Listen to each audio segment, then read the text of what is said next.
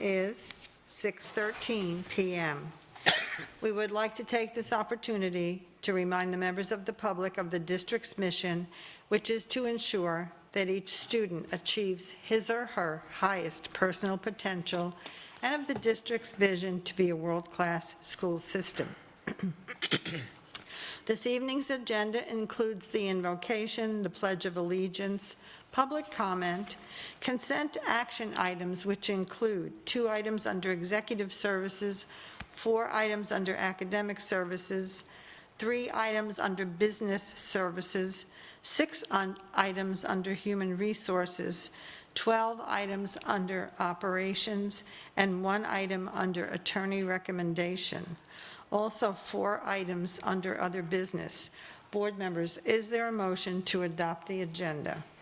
I move that we adopt the agenda as presented. Moved by Ms. Gittens and seconded by Ms. Giovanelli. Please record your vote.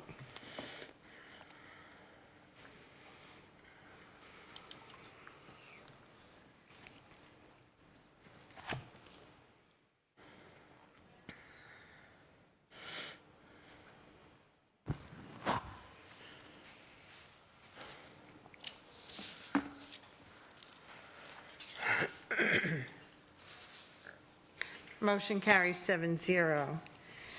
This evening, Ms. Jordan has invited Pastor James A. Bing of Friendship Baptist Church to deliver the invocation, after which Mrs. Patrica will lead us in the Pledge of Allegiance. Mrs. Jordan, please invite your guests to deliver the invocation at this time. Thank you.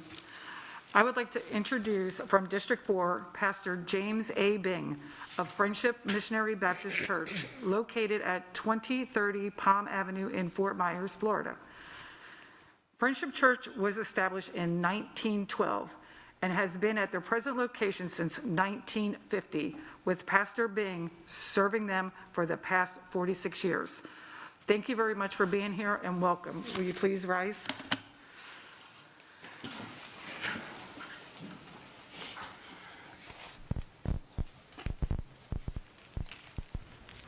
Please join me in prayer.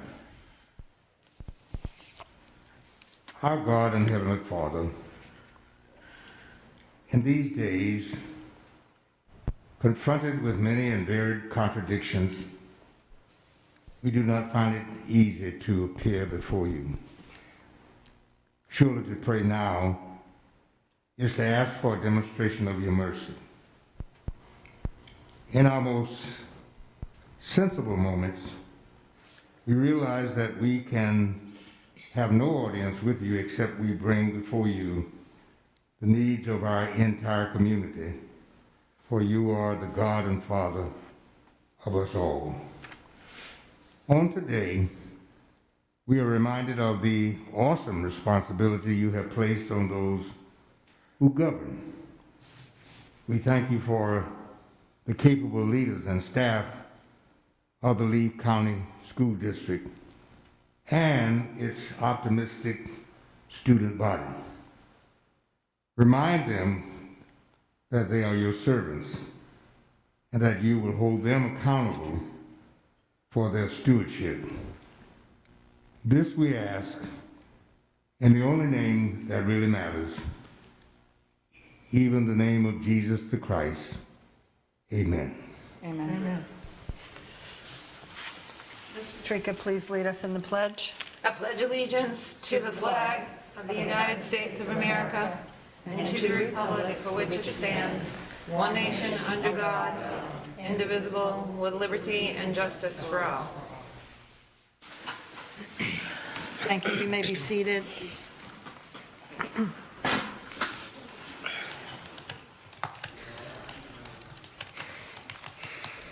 The character education word for September is acceptance.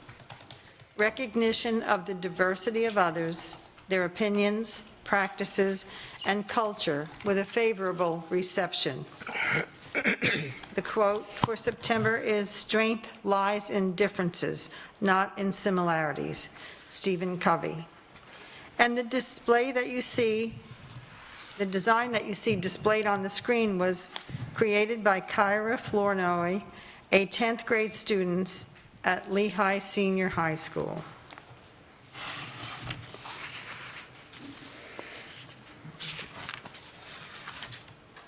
The next item on the agenda is public comment.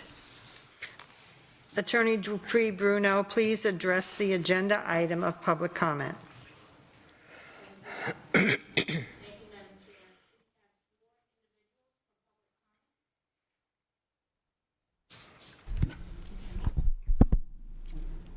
Thank you. Is there anyone else in the audience who did not fill out a blue card and wishes to speak?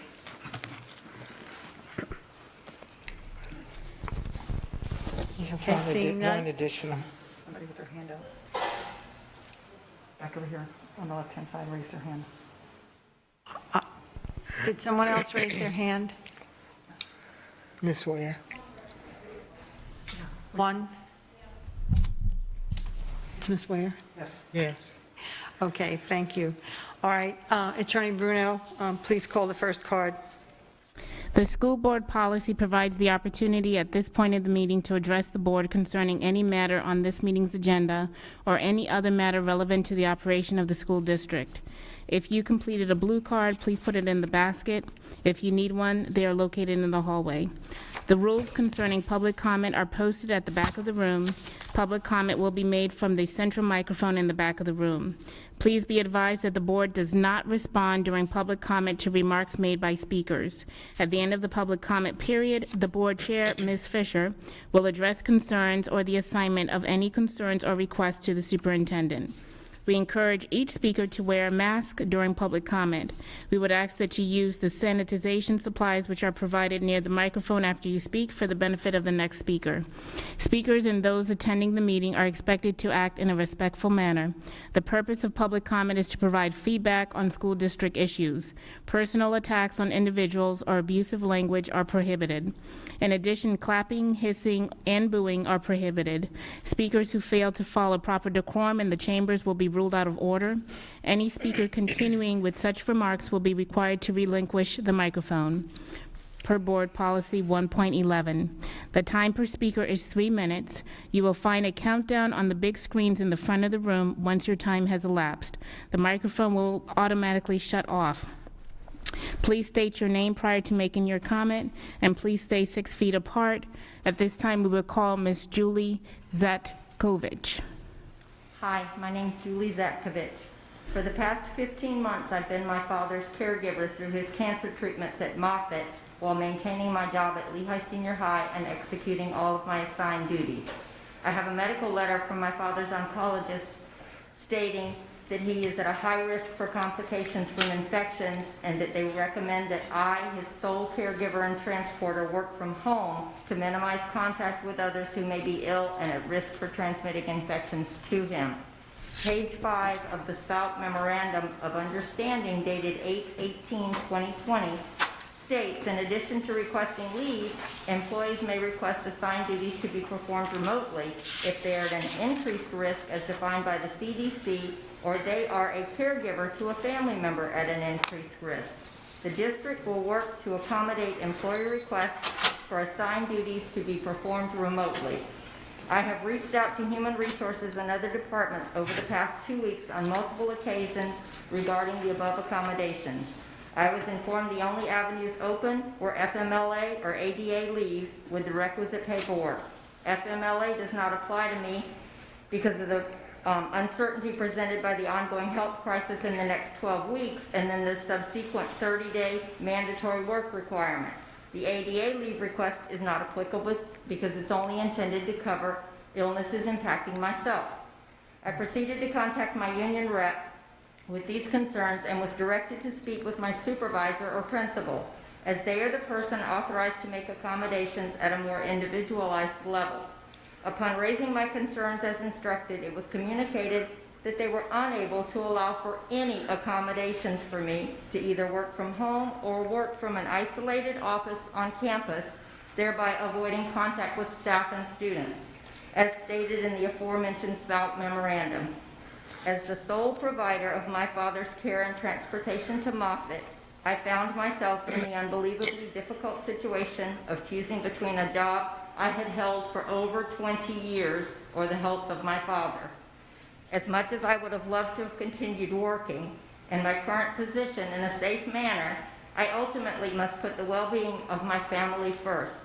Therefore, after serious thought and consideration, I resigned on 9/2.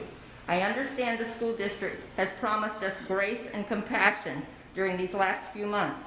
However, I feel the documented experiences of myself and some of my former colleagues do not reflect these values and has left many of us feeling like this is a promise that rings hollow. I genuinely hope that this is not the case. Thank you.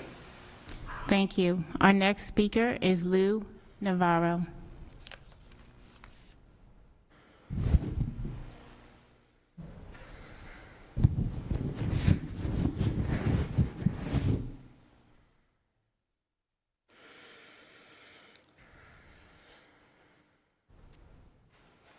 Lou Navarro, retired teacher. I'd like to talk tonight about dashboard. I'm very concerned about COVID-19, novel COVID-19. Why don't you have a dashboard? I went on your website and all I see is, see the CDC. You all say you're transparent, but, I'm never going to be convinced. Some of the counties already in the state have a dashboard. Orange County in particular, the parents can go online and see what schools have COVID-19, and I heard we've had 4 cases. I don't know if that's true or not. And they can find out what buses and whether they want to send their child or not under that situation, who is quarantined. Why can't you do a dashboard and be transparent? Everything's getting more and more hidden.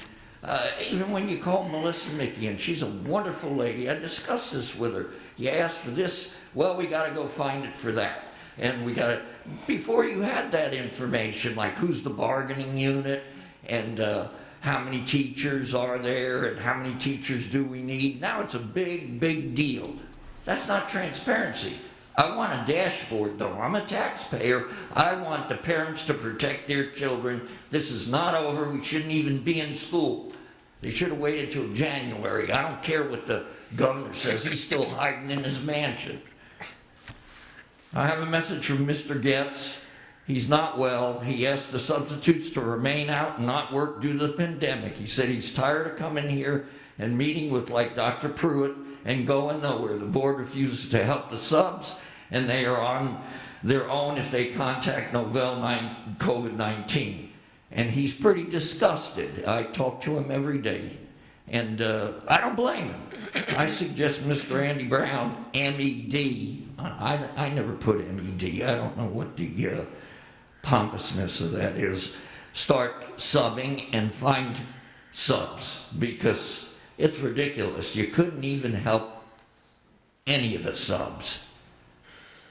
Thank you. But I really want to hear about this dashboard. It's for the parents. It's for the children. Thank you. Our next speaker is Brian Whitehouse.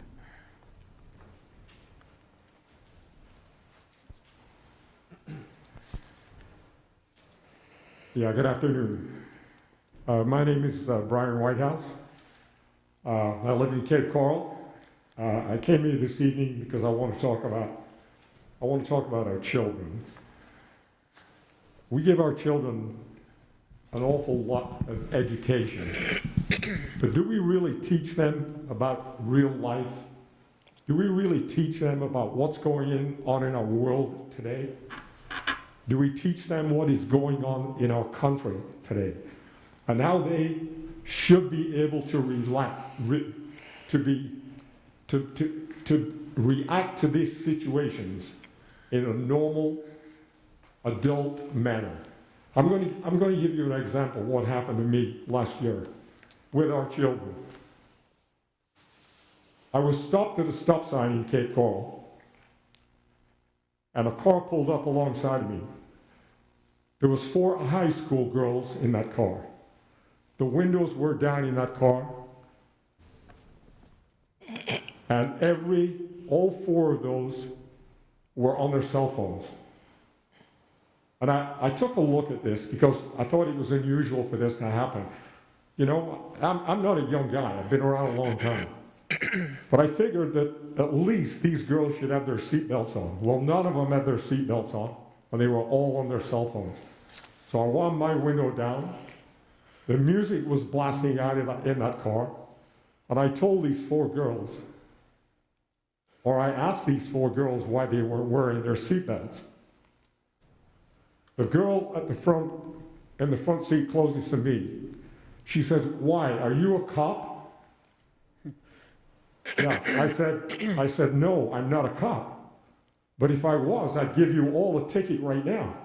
Well, let me tell you how fast they put those seatbelts on those cell phones away. Now, my point is this. In the education field, do we teach kids how to behave like that? Do we teach kids how to, for instance, if a policeman pulls over a teenager in a car, does that teenager know how to react with that policeman? I don't know, because I've talked to the police department and they don't do any of that training. That's why I came over here to talk to you guys.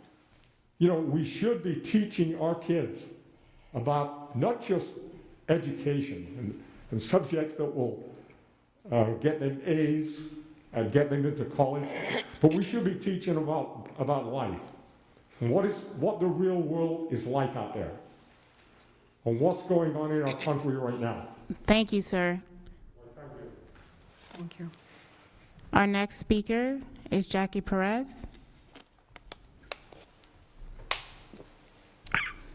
Good evening. I'd like to thank Mrs. Vaughn for bringing up the safety concerns at the Benita Elementary School following. Can you hear me? Can everyone No, I hear me? can't hear you, Move Ms. closer. Perez. Good evening, board.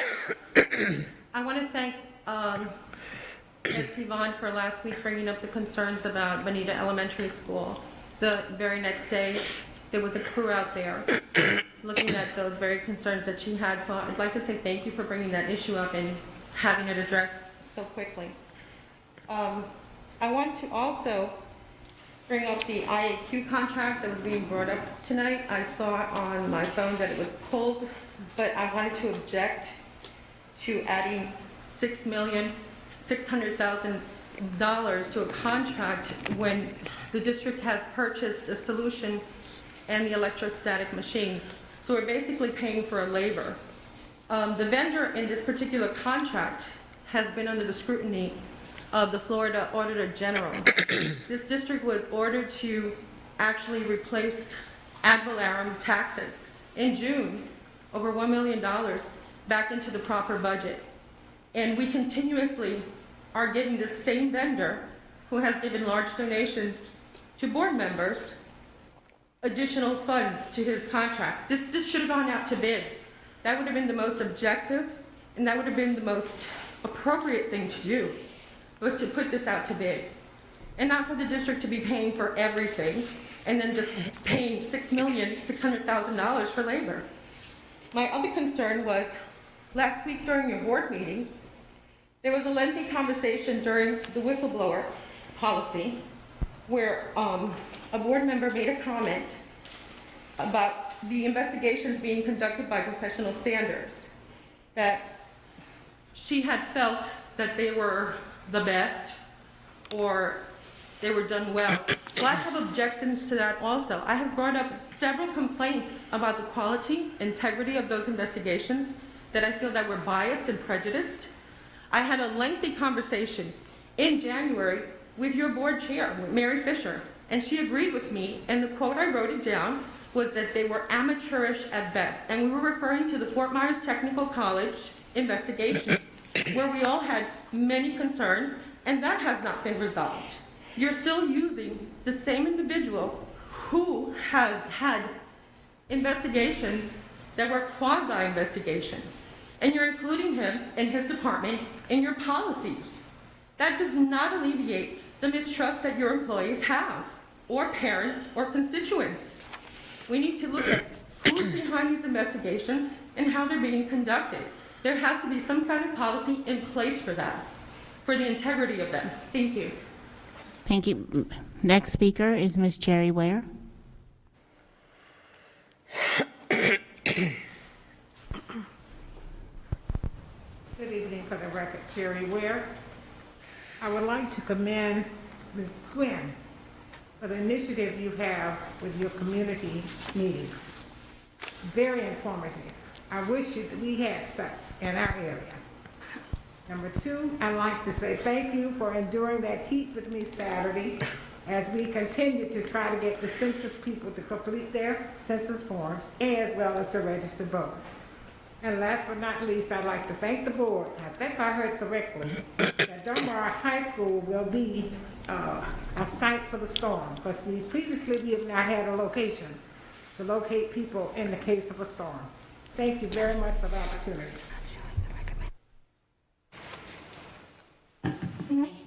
There are no further comments, Madam Chair. Yes, thank you very much. I see that many of the speakers have left. I want to thank everyone for taking the time to come and share their thoughts. And Mr. Navarre, someone will get back to you regarding our facts on COVID-19. Maybe we can help you to find the right spot on the website. Superintendent Atkins, can you perhaps have someone address Ms. Perez regarding the vendor and the extra $6 million on the contract that she was speaking about? And I was a little bit shocked by her statement about the district investigation and my agreement with her about amateurish, because I don't recall that. Mrs. Ware, as usual, thank you very much. We appreciate you also. Madam Chair, just a couple things, just so the board is aware. The first speaker, Dr. Pruitt, did step out and talk to her briefly, and we'll be in contact with her tomorrow. Secondly, we do have the website that does record schools that where we have positive cases. So, Mr. Navarre, we do have that up and running, and we can certainly help you find that. And I think that's it. But I just wanted you all to be aware of those two items. Thank you very much for that additional information. I appreciate that. Thank you. Okay, moving along. The next on the agenda is approval of action items in the agenda under consent. The documentation for action items listed under consent is made available to the board members 7 days prior to the board meeting.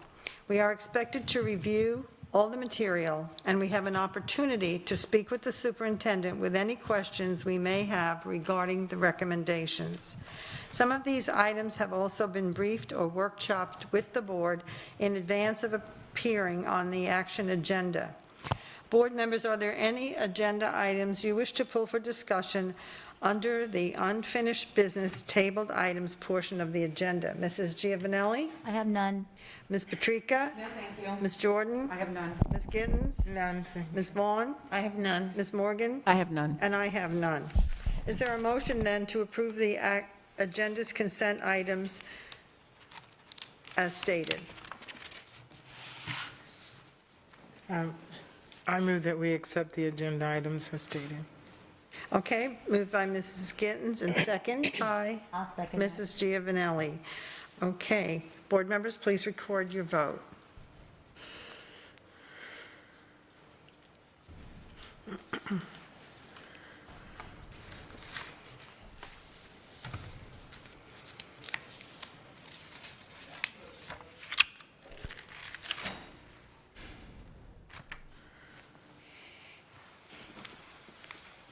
And motion carries 7-0. Thank you very much. Okay. Next on the agenda is attorney recommendations. Attorney Dupree Bruno. Thank you, Madam Chair. At this time, we would ask the board to approve a settlement agreement and release for Jane Doe in the amount of $500,000, inclusive of all fees and cost. You've heard the attorney's recommendation that the board approve the settlement agreement and release for Jane Doe in the amount of $500,000, inclusive of all fees and costs. Is there a motion to approve? Mrs. Vaughn? I move that we accept the attorney's recommendation to approve the settlement agreement. Thank you. Moved by Ms. Vaughn and second by Ms. Jordan.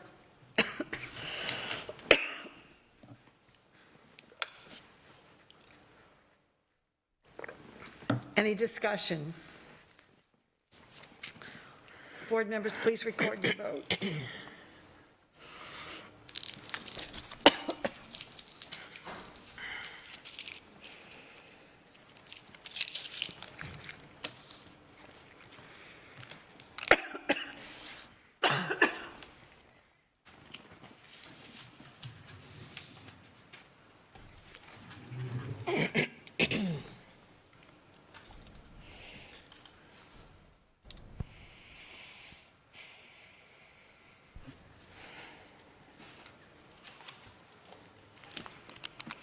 Motion carries 7-0.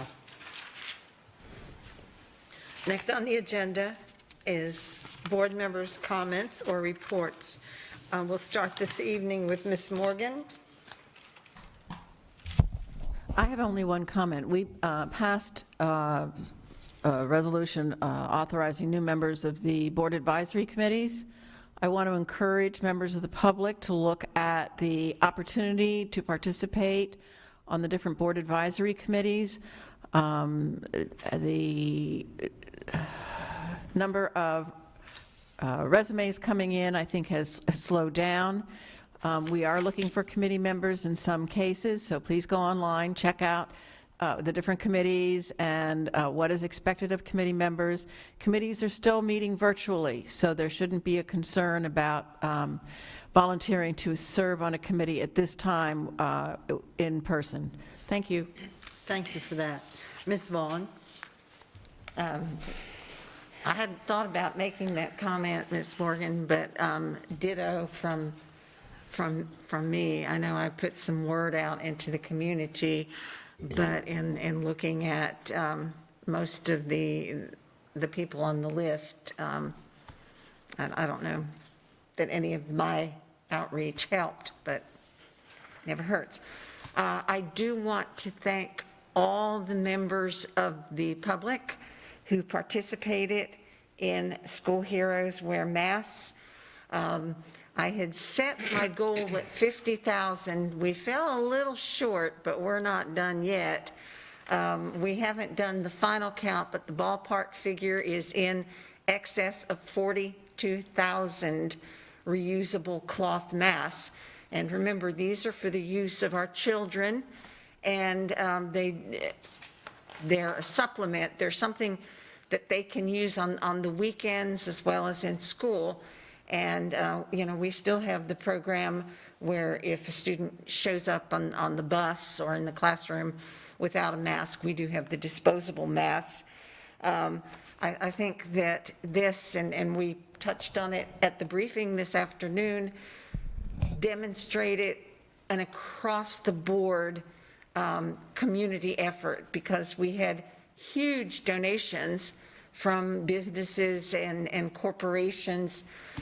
But as wonderful as those are, the things I think that warm my heart the most are for all of the people out there that sat down at their sewing machine and hand sewed so many beautiful masks for the children. So whether you donated one mask or thousands, thank you so much for participating. As I said, this hasn't ended. More word, new flyers will be going out. Look for those. We've pulled our bins in from the community organizations, but we will continue to have the box in the lobby of this building, so you can donate that way. In addition, if you go to the website of Foundation for Lee County Public Schools, if you would like to make a monetary donation, when we do our sorting, and that's coming soon to sort and divide them up for the different schools, I think we're going to fall quite a bit short in terms of the youth mass, the child size mass.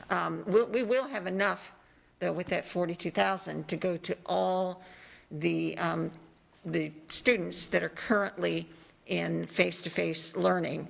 But go to the website, and if you go to there on the foundation, the donate button, and then there are a few choices and masks, and look for more. And if you sew or know anybody who enjoys sewing, unfortunately, I never learned that art, but that's wonderful.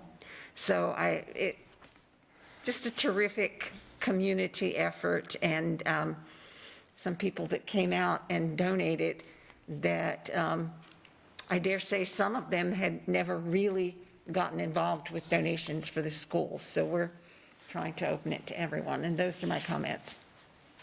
Very much. Ms. Gittens. Okay. This is unusual. You used to start from that end. I just mixed Switch it up. tonight. That's a wonderful thing. Thank you. And I do have one correction. I believe you said that our picture was from Lehigh Senior. It is from Gracie Gall at Estero High. Yes, So- thank you. Okay, Gracie is noticed sitting that out there after I- jumping up and down on the screen, so we got you, Gracie. Ms. Zakovich, thank you for coming and sharing. And I do have to say that there are situations like this, and I'm glad that Dr. Pruitt was involved and will get involved.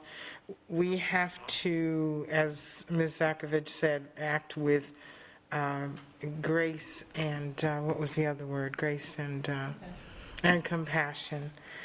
And that has to be across the board, employees and students and everyone. Mr. Navarro, on the dashboard thing, oh, he's gone already, so that's okay, I won't do that. And what was the other thing? Miss Ware, thank you so much for the kudos. I appreciate it, and I sweated buckets on Saturday. But actually what we did was we were at the Williams Park in Lehigh at the Pop Warner football games, and with signs, and we had fans. I have boxes of fans, and Pastor, if your church needs fans, please let me know. I have boxes of fans to give to some of the churches if they would like some. And I thank you for that. And there are still people that are unaware of the census, and I did see an article, was it yesterday, stating that there was a judge that is trying to get the extension. It was supposed to go until the 30th of October, and it was changed to September 14th or 30th. And fortunately, this judge made a ruling that that is not sufficient time to get, especially all of the people in the lower income areas that are just not aware and are not responding to the census. I have to say, in the East Zone, I'm very, very proud of everyone out there. We have increased anywhere from 5% to, from 5 points to 20 points more than 2010. So the word is getting out there. Hats off to those that are working and going door to door. I've had people say, somebody came to my door, and I said, yes, and I told you if you didn't do it, someone was going to come looking for you. So thank you to all of you that are out there knocking on doors. We're getting there, but we need more help with the census. Let's see, what else? Okay, I'm going to ask this. Are you guys going to talk about United Way in the event today? Because I'll leave that for you to do if you... Okay. Okay, I will leave that for you all to do. And then, not a lot of things except, the opening of school and just telling everyone to please be patient. We still, Dr. Spiro had said that we have until September 11th for parents to look at their situation and see what it is that they need or want to do with their children. And my statement to you is work with your schools. Call your schools if you have questions. I often say don't suffer in silence. If there's an issue or your child is having an issue, it's better if we catch it early and we're able to help, and then they don't get behind and you don't get frustrated. So that's what they're there for. That's what the schools and the guidance counselors are there to help. I do have to say I've gotten, let's say, a few messages and emails about the masks and various things. And I again say to people, when I was elected, I knew I would not be able to please all the people all the time. So for whatever it's worth, I make decisions based on what's best for children, and I will continue to do that. Let me also say, Ms. Ware mentioned about my social media and all that, and I have kudos to Ms. Jordan because she is also doing a Facebook Live and getting information out to her community, so thank you for doing that. And I believe that is all that I have. Thank you, and stay safe, everyone. Thank you, Ms. Gittens. Ms. Jordan? Thank you. And thank you, Ms. Gittens. A few things. I've been working with a lot of the different community organizations. Currently, we are working on the Southwood villages and the redevelopment for the neighborhood, where there's going to be a $30 million transformation on that. So the planning process has begun, which will be great because it's in the Franklin Park area. So that's going to be a tremendous property for the community right there. Also, with the speaking of Franklin Park, this year, we already finished our week of school. We're going into the second week. They normally do a gentleman's welcome at the beginning of the school year. This year, they were unable to do that due to the fact that the COVID. So people could not come, but what they did instead is that they went out to the community, and thank you all, whoever participated in that. They sent little short messages and they combined them all together and they showed that to the kids. So that really meant a lot to those children. So I really appreciate you all doing that. And then also with the Franklin Park, the community partnership school, which they're going to be our first one here. We just started, we had our first meeting for the strategic planning. So the discussion is underway and more information will come for that. But it's a great, it's really good for the community because it's not only for the students, it's for the teachers, it's for the parents, it's for the entire community. And then United Way is part of that, but we'll let you talk about United Way. You can do that down there. Okay, so United Way works hand in hand with them because they're part of that partnership for that, for the community partnership school, as well as several other entities. And here at the district, we have, which they call the bunker, we have a store, if you will, and that allows the social workers or guidance counselors, whoever, sees that there is a need for a child, maybe they need a pair of shoes, maybe they need some shorts, pants, whatever that looks like, hygiene, we have that here at the district. They're able to come here and get that for the child and do a little goodie bag for them. And so I think that we have a new partner with us, which is the Price Foundation is now involved with them, and I thank them for their donation for that, because we do have a lot of kids that are in need and families, and we need to make sure that not only are we educating them, we are taking care of the whole child. So I just wanted to say that, and yes, thank you, Ms. Gittens. Every week I try to do a Facebook Live as well, trying to disseminate the information, because we're all in this together and we're trying to make sure that everybody is included. So thank you. Thank you very much. Ms. Giovanelli? Thank you. Actually, can you hear me? Because I want to make sure. I actually met with the insurance task force this past week, and I would love to have a conversation, if this board could actually have a conversation about increasing our portion of the contribution towards their insurance, because they struggle with that, and I know it's something that happens every renewal time, but sometimes the little raise they get, and then the insurance, it actually winds up being not a raise. So it's really important that we, as a board, really look after our teachers and see if we can increase our portion of contribution towards their insurance plan. Also, I was going to talk about the United Ways Resource Center. It's awesome. They did an awesome job, and I look forward to the resources that it helps the community for Lee County. So I think that's great, and I know that Franklin Park has a smaller version of it, and it's been very good for that community. So my notes here. I've had a lot of students tell on the administrators at schools not at wearing their masks. So the kids are all reporting back that they're catching their administrators not wearing the mask properly.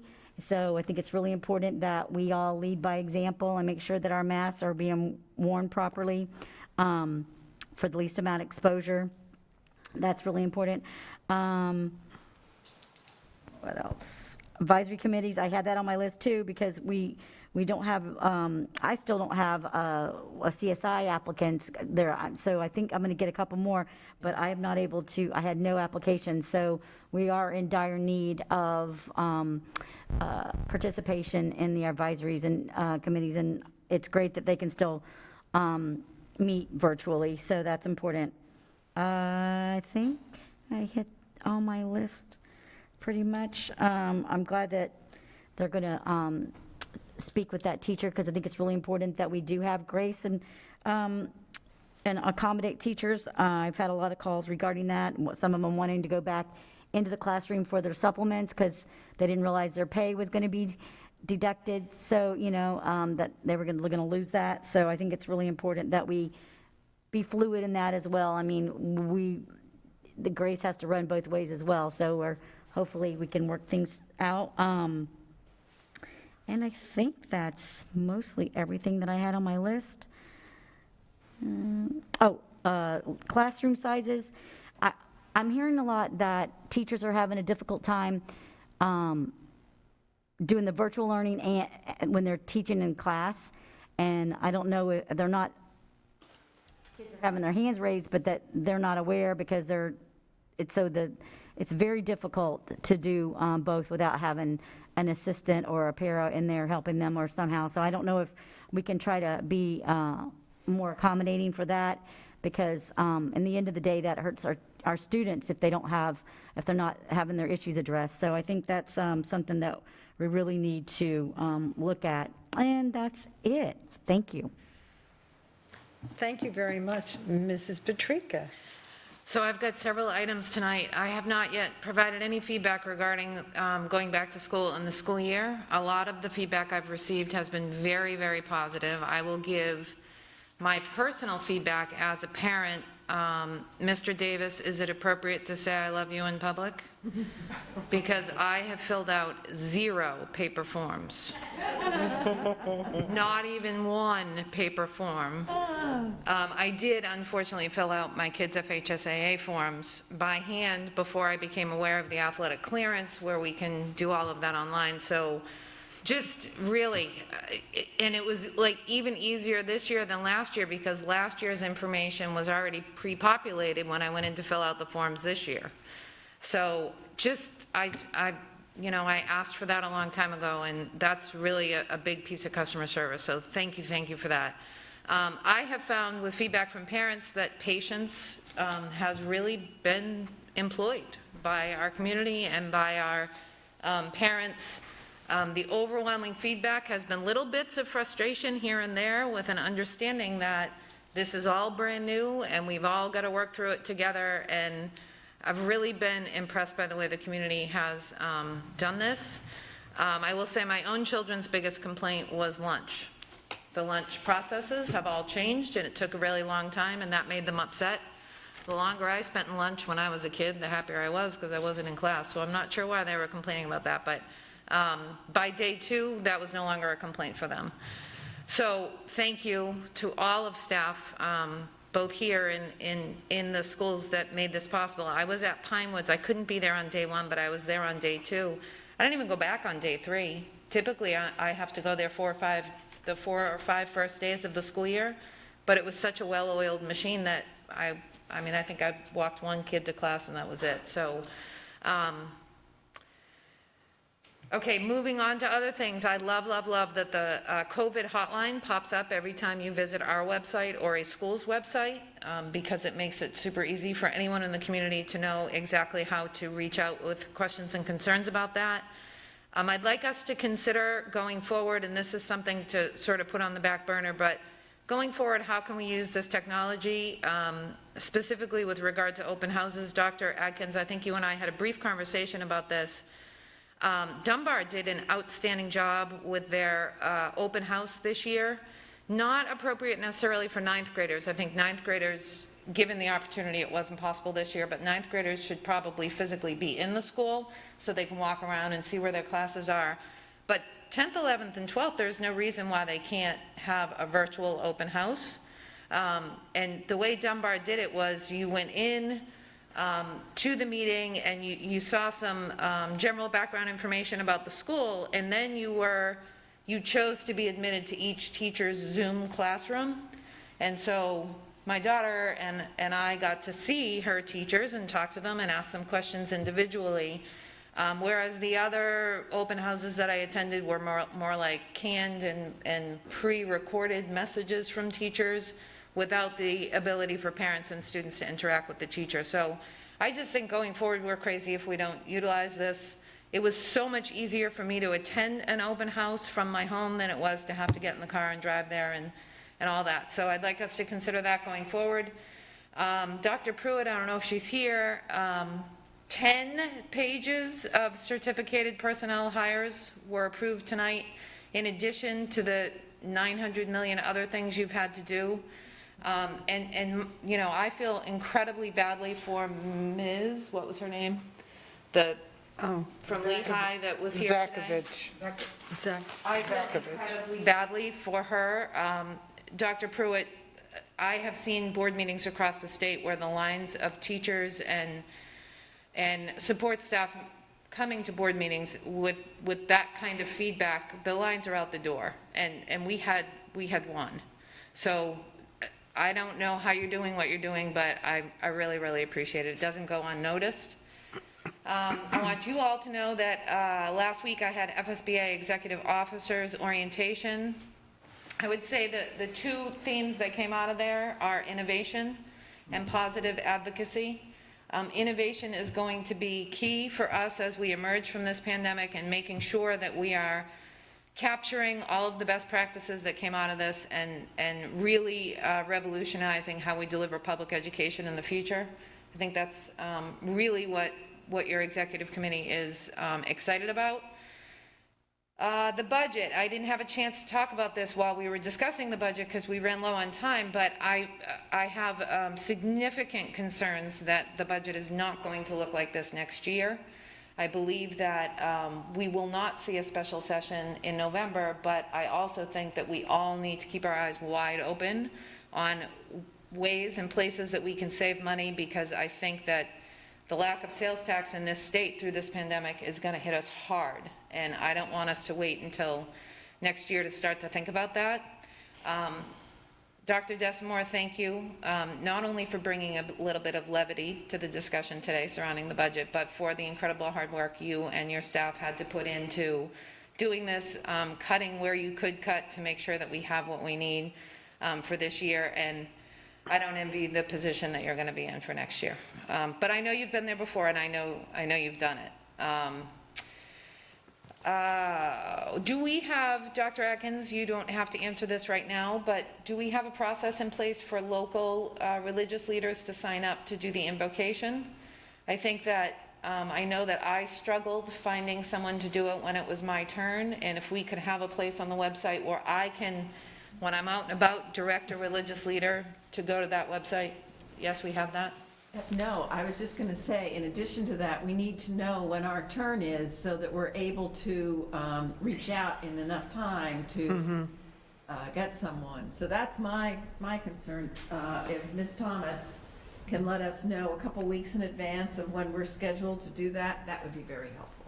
Thank you. Sure. And then finally, our last board meeting, I didn't congratulate Ms. Morgan on your reelection to the school board. Congratulations. Yes, congratulations. Those are my comments. Thank you. Thank you. Ms. Giovanelli? Can I add to what Ms. Morgan just said?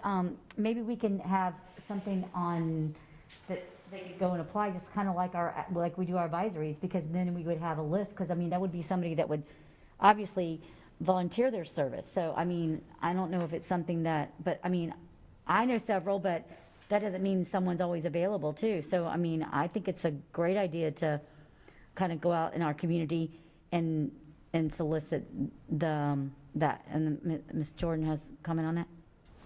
I agree too, because I know I had to ask Ms. Thomas when my day was, because I wanted to make sure that I gave, like Pastor Bing, enough time where he could have his schedule to be here. But he also has several pastors that would be more than happy to come. Just Awesome. saying. Okay, we'll put them on the list. Thank you, Madam Chair. Thank you very much. Okay, I'm going to be brief. I want to thank my colleagues who mentioned, the census. Tell all your friends and to tell their friends if they haven't signed up yet that everybody counts and we all need the money in this community. The advisories, yes, we're really short on people, and I hope we can do some kind of a blast. I've been calling people, but people are reluctant to to get on and fill out the application right now because they've got all other kinds of things going on, and we understand that. So maybe we need to emphasize that the meetings are virtual and hopefully get a few more people interested. They're an important part of our communication and our community outreach. Great job on the budget, Dr. Desamore and staff. I will just repeat a little bit about the United Way Resource Room. It's amazing because they delivered over 2,000 items last week, the week of school, and they have shoes and underwear and shirts and pants and toiletries and school supplies. And the United Way has a deal where they can spend $1 and get $49 worth of new materials for our kids in need. So I think it's just really important to thank them, to thank our Lee County Schools Foundation, our Lee County Sheriff's Office, and all the people who really participated to make that possible. And thanks to the Lee County School District for housing that resource room and for the use of the Pony Mail, which is saving the United Way money and time in delivering those items to kids who need them. So school social workers and school counselors call and tell what they need, and it's put in a box, and by the next day, it's at the school for the child in need. So I think that's just absolutely amazing, and another excellent example of community partnerships. I really do want to thank all of our district staff, along with our school leaders, who have done a really good job in helping parents and teachers and kids with a really positive reopening the last week and a half. So the kids are working hard. Everyone I've talked to who has gone face-to-face is thrilled. And so I think that we're on the right track, and I anticipate that we're going to see more people coming face-to-face, and hope that with our virus numbers that things stay well, positive, and continue to decrease. So we'll all keep doing our part. We are in this together, and everyone, thank you for all you've done, and stay healthy. And now, Attorney Bruno. I have no comment, thank you. Okay, and Dr. Adkins.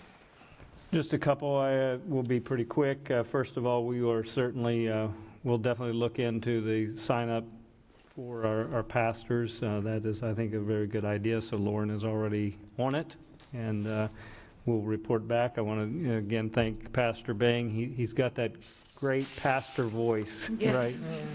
So I appreciate him being here and delivering our invocation. Happy to report our buses are in. If you didn't get the text, buses are in, so that's really good. And Transportation Department has just really been doing an awesome job, so I really appreciate their efforts. I don't know if you caught this, but it's in District Wins, but the Lee County Sheriff's Office, they were named by the Florida Association of School Resource Officers Agency of the Year. So that's a pretty big deal for our SROs, so that's pretty awesome. I want to bring that to your attention. Other than that, just want to echo your all's comments. Our parents and our students have been wonderful working through all of this, and they've been very, very patient, and I think everybody's excited to be back. Staff has just been amazing, so I'm just happy we're in the second week of school. So that's all for my comments. And Thank you very much, Dr. Atkins. Ms. Gittens? I think we forgot one thing with the United Way. I think we'd be remiss in not mentioning that Dr. Ken Walker and the Price Foundation. Yeah. Did you say that? It was $100,000? Okay. I just wanted to make sure I didn't hear it, and that was awesome, and thank you so much to them. Yes, thank you. Okay, on Monday, September 21st, there'll be a board workshop at 1 p.m.